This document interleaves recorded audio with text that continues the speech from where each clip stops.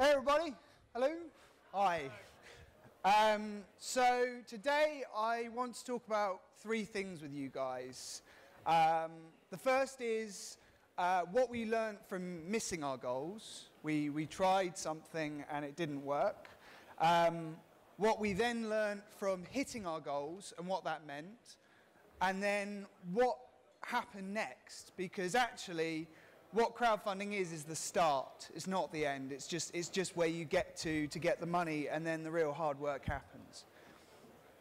So in terms of crowdfunding, most of you probably know a lot about crowdfunding, so I won't spend too much time on this, but there's two types, broadly speaking. One is the sort of the crowdfunding of things, of projects, of tangible stuff, and the other is the crowdfunding of businesses, of ideas, of sort of intangible. So you're investing in something that's going to be a longer term return.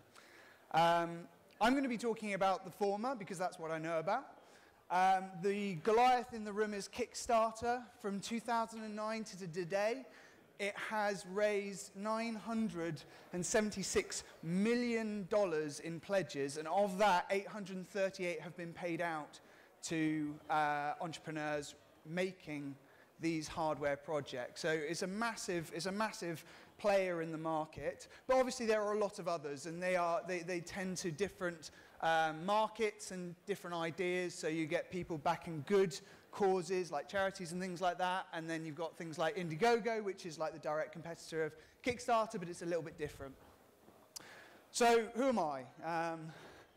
This is me in November last year. I'm the founder of not Kickstarter. I wish I was the founder of Kickstarter. That'd be amazing. I'm the founder of Nifty Drives, and we're now 8 people. We're based out in Manchester, and it all started. My background is I went to university in 2006, and then in 2010 I graduated, and then in 2012 everything changed. I was on course for a very boring normal job. I was studying Chinese. I then went and studied law.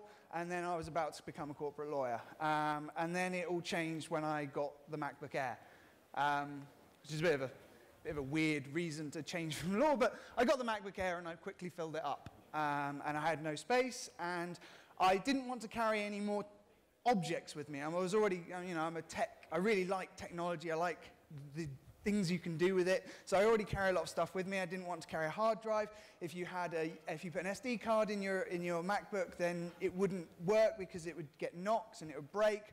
And upgrading it yourself at the time, if you went to Apple and said, "Can you upgrade it for me?" they'd say no. If you tried and did it yourself, then often you would void the warranty. And if you've paid for 3 years of Apple Care, then that's quite an ask. So, and then I thought about it a bit more, and I thought, what if you made something of a custom size? What if you could cut that little bit off? Because micro SD card technology and SD card technology, the capacity is getting pretty serious. And if my MacBook has 128 gigabytes in it, 64 gigabytes of extra storage, that would actually be very nice. So that was when the Nifty mini drive was born. And the idea was a very simple one. It was a micro SD card to SD card adapter that we made of a custom size. We created it out of aluminium, out of the same aluminium the MacBooks were made out of. We sort of polished it, and we made it fit in perfectly with the MacBook itself.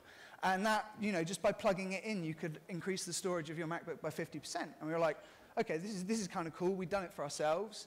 But we were both working. So me and Steve, who is my co-founder, were both working, and we were like, this is a cool idea, but we face those two fears that anyone who is working but thinking about starting a business has. The first is that your boss will find out before you're ready to leave. And then the second thing is someone will steal your idea, especially if you're putting it out on a public platform. Because if you use a public platform and you tell people your ideas before it's even sort of ready, then surely people can come along and steal it. But, we got over the someone stealing our idea thing. We were like, we'd rather have a small part of something big than a big part of nothing. But we didn't get so much over the fear of our bosses finding out, which is why our first failure comes in, and I'll sort of talk you through that.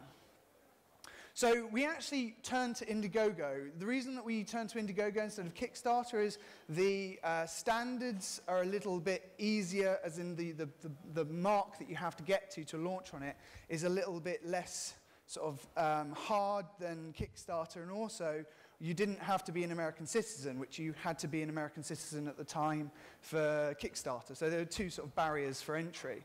So on Indiegogo, we launched on Indiegogo, and we launched for between the January 29th, 2012 and May 28th, 2012, so 4 months. We were up there, and we raised a whopping, of our 20,000, a massive $3,836.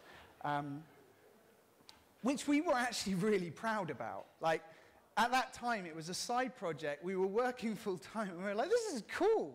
We got people, you know, at first it was your mum. It was my mum was the first backer, and she was like, you know, they are. I was like, hey, mum. And then after that, we started getting people that we didn't know.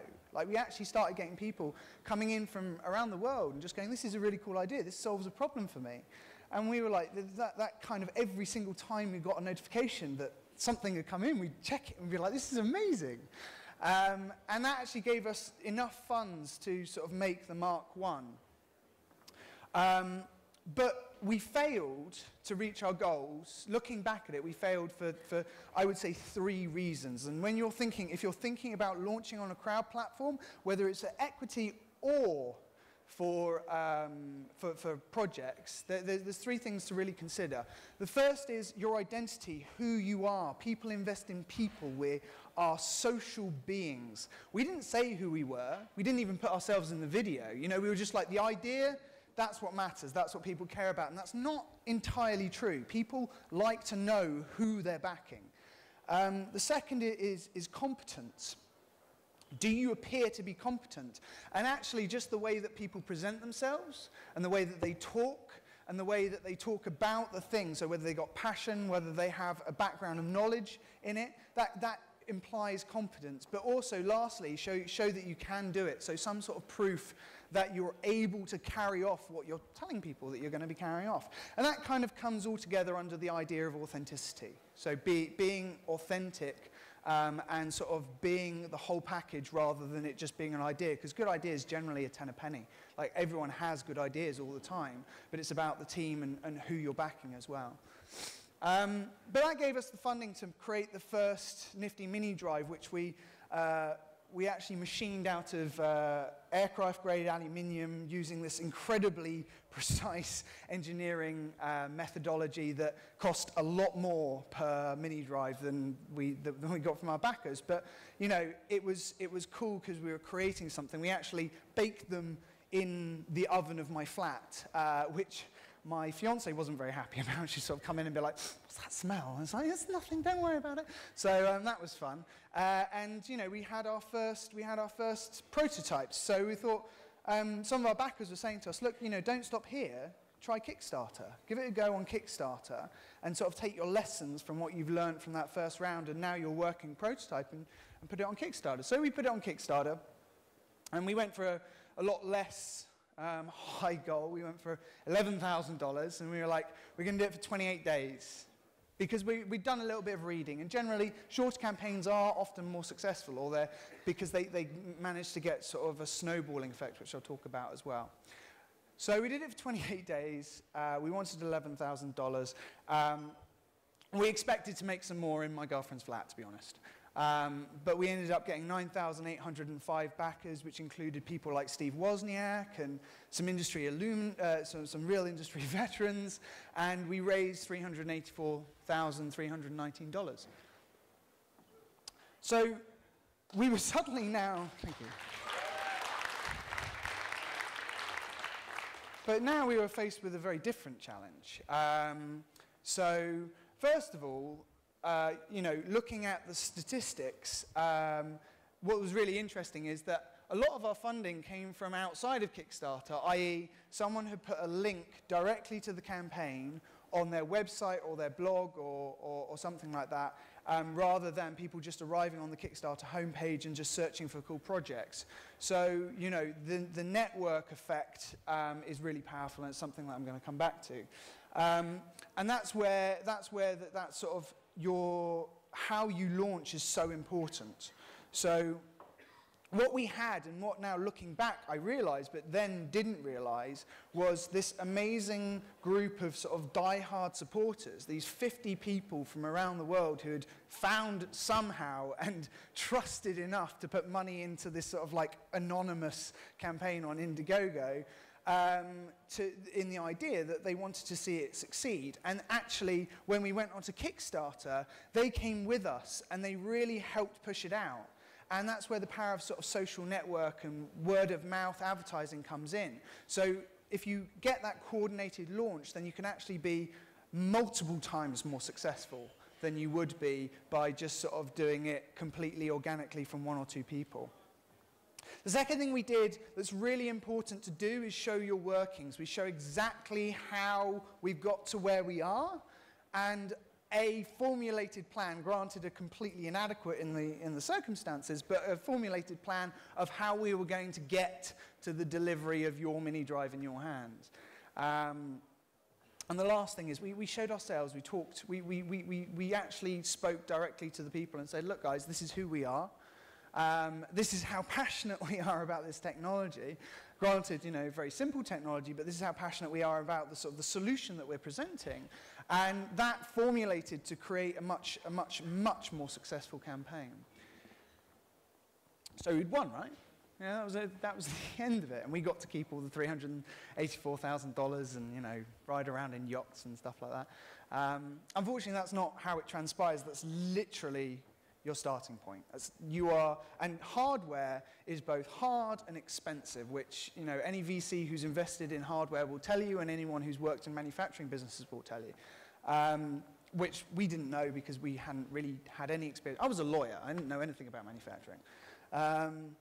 So first thing we did is we quit our jobs, and we went through this incredibly intense year period of working out how to manufacture. We flew out to China and we appointed a contract manufacturing agent. We went through all these incredible, sort of the minutiae of creating something just takes iteration after iteration after iteration. You have to do things, you know, you have to bank on doing things at least 5 or 6 times before you get it right. Even the anodization colors, which you're seeing come up quite frequently, took us months to get right. And then once you've actually assembled it, you then need to do the testing and all that kind of stuff. So we had so many disasters during this period, and we learned a lot of hard lessons. And I think one of the most important things that to consider is you have to give it your all, and you really do have to hire people to help you, because when you've bitten off something and it's bigger than you ever anticipated, you can never do it all yourself. But we eventually got to the mini drive and where it is today. After, you know, firing our manufacturer and appointing Foxconn, so Foxconn's now a manufacturer, and sorting out distribution and logistics, which is incredibly complicated, especially for hardware, and then sort of took in this sort of baptism of fire all the lessons that we were learning, and just started to build a business. So it stopped being just delivering this one product, but also working out how we were going to scale out. So building a website, building systems that could deal with customer support. Because if you have 9,805 backers and then get 5,000 more customers and then another 20,000 more customers, you're actually going to be getting every day, you know, a couple of hundred emails. Especially if you're delivering late, right? Because people are like, where's my product? And you can't do your manufacturing and talk to everyone at the same time. So we had to, you know, hire customer support staff. We actually had 4 customer support staff at one point. It's now down at 2. We had to hire in external logistics firms. We had to go and find manufacturers. We had to find people who knew what they were doing to help us deliver, because we just couldn't do it all ourselves. So that comes to sort of the 3 lessons that I feel we've really learnt, or that I would say to anyone thinking about doing a campaign, and then, or just thinking about building their business going forwards. The first is, when you scale, you need to think about implementation, smart implementation of systems. So when you get lots of people coming in, there's one way of doing it, which is just throwing people at it. And the other way of doing it is to sort of sit back and sort of plan and work out how you're really going to access it. I mean, we only really put together a customer database. We put a customer database together way too late. We were working off Excel with 27,000 lines for way too long. And we only put together a database sort of much later because it wasn't something that we'd really thought about and planned. So if you are right in that moment where everything's just crazy, it is really beneficial to just step back and go, right, how am I going to go from here to where I want to be, which is, not doing 80-hour, 100-hour weeks where you're not really sleeping because you're trying to do everything the hard way, which is just throwing people at it. The second really important point,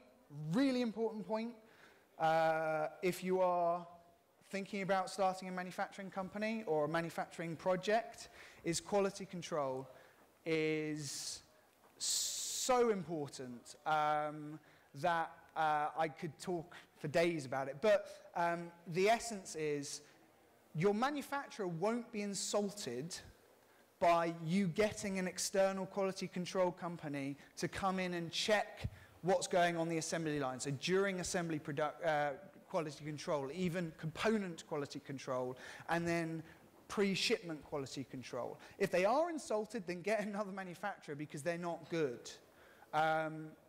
It's absolutely, the payoff is so massive because fixing hardware, doing return material authorization, getting things back once you've sent them out to thousands of people is hundreds times more expensive than fixing something in the factory, saying, no, it's not good enough, sending it back to the factory, getting it fixed, and then just running that until it's ready. And the temptation, especially with something like Kickstarter, and if you're already 6 months late to delivery, is to ship things before they're ready or take it on trust that they're going to be okay. You are, especially if you are doing something at volume, you're often manufacturing in China. It's hard to, you can't go out yourself and test in a methodical way. You have to get experts in who really know what they're doing to help you do that. So, and they're not that expensive. You're talking maybe $200 for a pre-shipment inspection, and they can do far more thoroughly and scientifically than you ever could. So it's absolutely critical and will save you so much time and money in the long term. The last thing I would say is really concentrate on your core competencies as a company. A lot of other Kickstarter campaigns I've seen, and in some cases what we did as well, is you kind of think, I can do everything. Like, so logistics, for example, you bring everything into your warehouse and you're like, okay, we'll get me, and then we'll get like the 5 of us, and then we'll go into university and we'll go get some students to come and help us pick and pack, and we'll go down to the post office and we'll put it in bags and we'll just send it off and we'll do that. It takes weeks, potentially months to ship out large volumes of stuff. And when I say large volumes, even like 2,000 is a large volume to be thinking about doing it as a small team in like sort of a flat or something like that. So you can look at the numbers and go, okay, so I can buy envelopes for this and I can get counter service for that. So it makes much more sense for us to do it in-house because we'll save loads of money. In the long term, you don't, because, I mean, we actually lost in the post, I think, 30% of stuff going to Russia, 30%. Not quite sure why it was particularly in Russia, but logistics firms, good logistics firms, will be able to advise you based on a country-to-country basis what you should be thinking about in terms of should you be sending these out recorded or should you be just sending them out in post, what's going to be okay in terms of your loss rates. And I would absolutely encourage you go out and talk to as many people as possible who are experts in those fields and get them to come in and help you sort those things out rather than trying to do it yourself.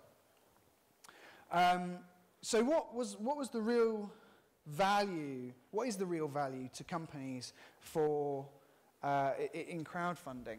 I mean, aside from the obvious you get the money.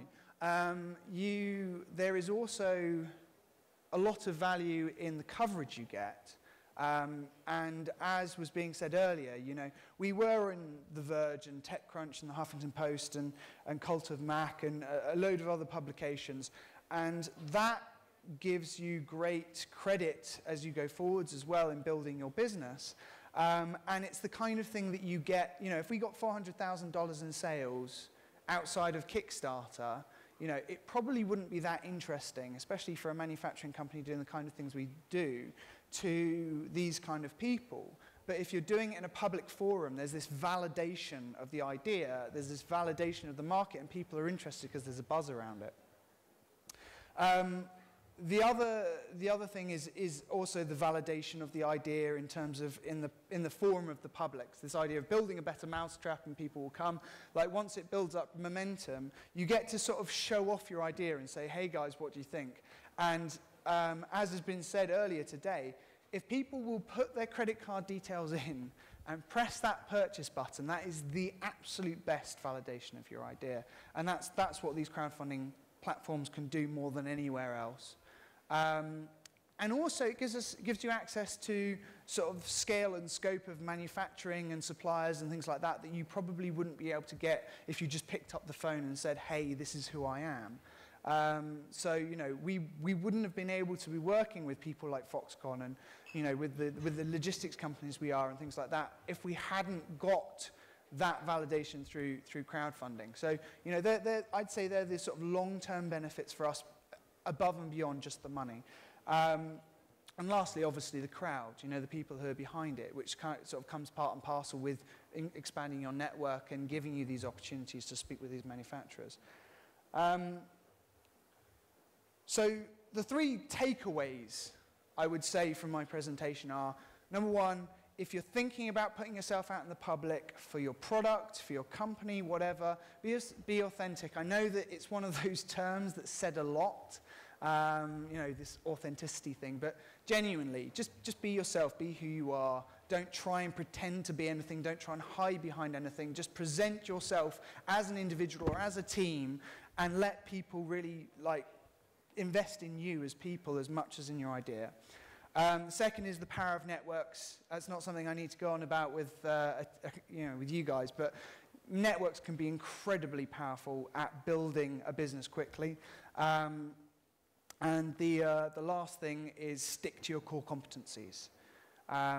When you grow, again, has been mentioned by quite a few of the people who have been speaking, you do get distracted, or you think, you know, you can do something when actually there are so many problems, there are so many hard, difficult minutiae to almost every area of business that it makes so much more sense to stick to your competencies, especially when you're a small team, to be able to really leverage what you're good at and then leverage from other people what they're good at, and then you'll get a much better product and a much better experience for your customers ultimately. So I know that Kickstarter and crowdfunding has been mentioned quite a lot today, so if anyone's got any questions they want to ask me specifically, then please go ahead.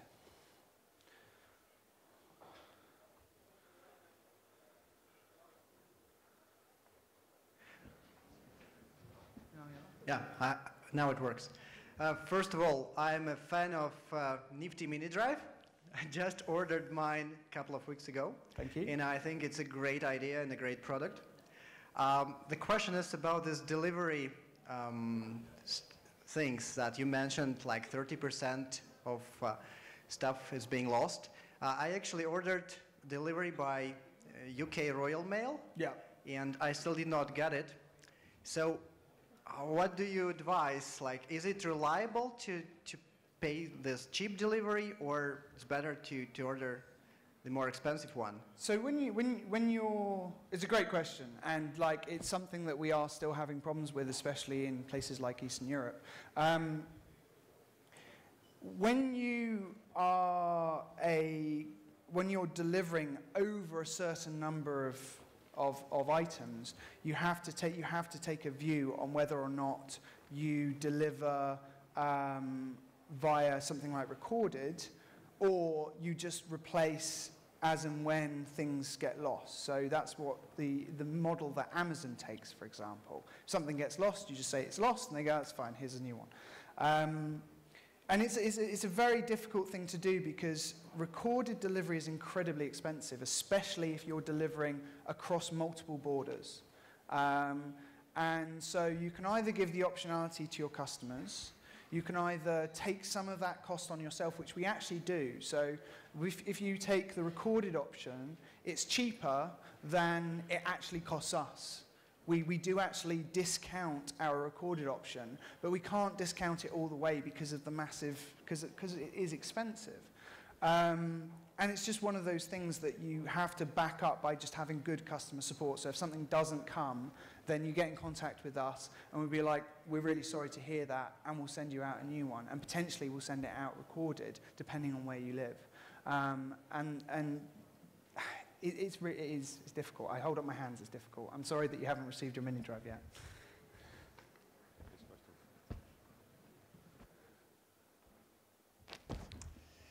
Hi, I'm Sven, and I'm an investment advisor in Billit Accelerator, that is a hardware accelerator for and starting in Estonia. What do you think? I've heard that it's tough for European hardware startups to actually have a shot and compete with U.S. hardware startups, and also location in Asia is a advantage. How do you see this as is there a chance for European hardware startups? Yes, but I think you need to, if you are a European hardware startup, you do need to pick your platform, even your currency. So America is still a massive market for that kind of stuff. Americans are far more willing to take risks.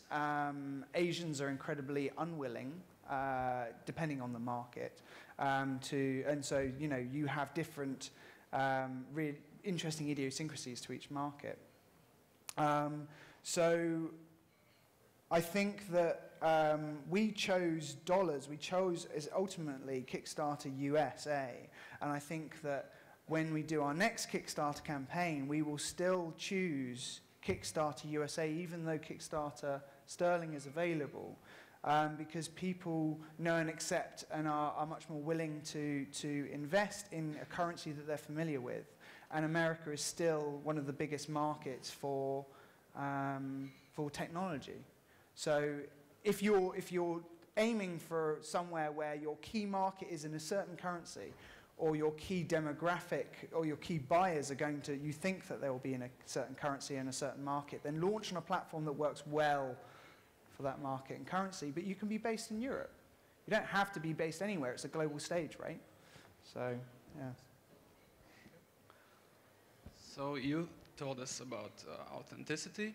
So I'm representing hardware startup as well. So we are going to go on Kickstarter. And how do you think, should we tell that we are from Latvia and talk ourselves, or use voiceover in perfect English? Like, how does it affect the trust of the customers that we are from Europe, not from US? It's a tricky one.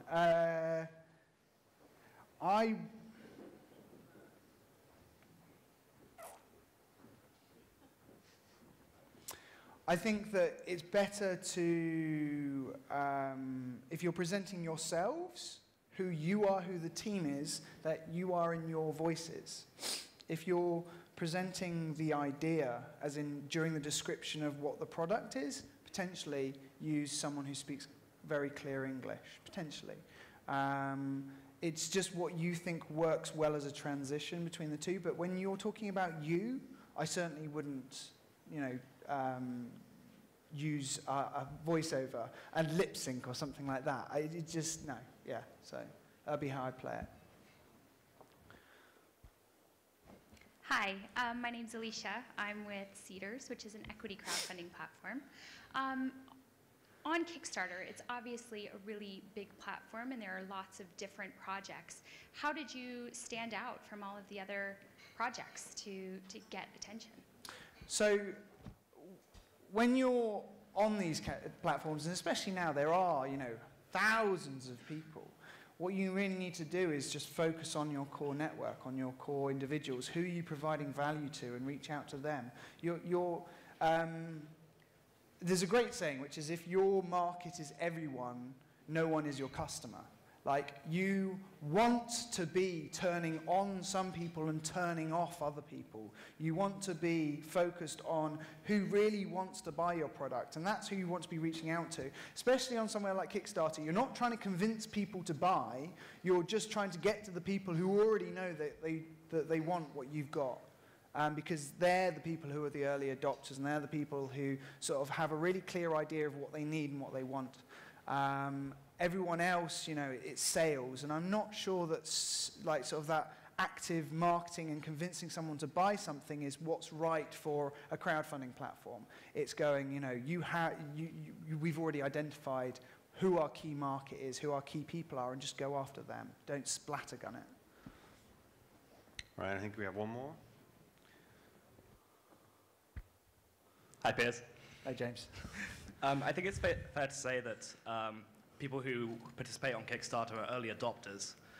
So once you've done that initial crowdfunding campaign and you've dispatched your product, what's the next step in terms of, you know, taking that hardware product to market? It's a good question. What Kickstarter does as well is it gives you attention with retailers and with distributors and with people who own websites who want to sell your product. So that's a really good place to start. That can get a little bit drowned out in the hubbub and the craziness of it, but it's often really hard to cold call people. But what you've got is this great network of people that you can reach out to and say, who do you guys know that we should be speaking to? So distribution is important to get you into retail because generally that's where the big box retailers buy their stuff from. That is changing slowly, but you know, getting in with a big distributor is important. But also, you know, the smaller websites and the people who are the early the ones that sort of really focus on niche products and stuff like that, they're great places to be to start to grow your audience outside of what was your initial just sort of hardcore supporters. But I'd also say making a good website of your own. If you've got your Kickstarter campaign and you've done it well, then you should have your website up there. People should be able to find you easily, and there will be traffic constantly going through. So you have this great forum. Once you've run Kickstarter, it's still up on Google. It still comes up when you search multiple terms. Then if you can make sure that that traffic goes through to your own website, then you'll constantly be feeding through more people that want to buy from you, who want your product, and who can find you, and you can still leverage off that platform after it's closed for funding.